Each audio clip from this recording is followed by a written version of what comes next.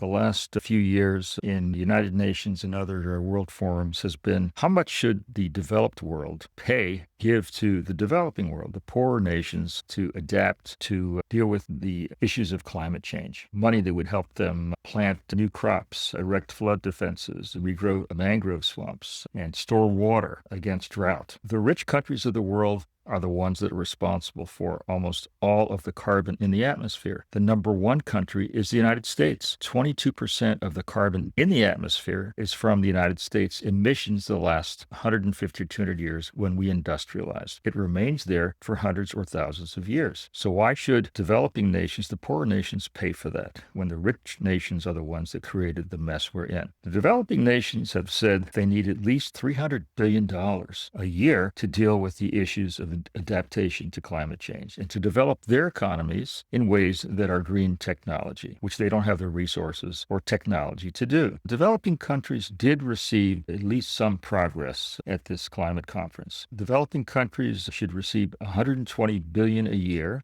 for adaptation from the $300 billion developed countries pledged to them last year, but not until the year 2035. Instead of 2030, the deadline they were demanding. Many had hoped that the increase would be above $300 billion a year. It's stated by many climate experts that's really what's needed is $1 trillion plus for developing countries. This amount is on the way, but far from what is needed by those countries who have the least responsibility for climate change and are often the most affected by droughts, by deluges, by reduction in production of crops and animal husbandry, and also the small island developing states, many in the Pacific that are being swallowed up by sea level rise. Where will they go? How will they adapt? What countries will assist them, take them in so their populations can survive?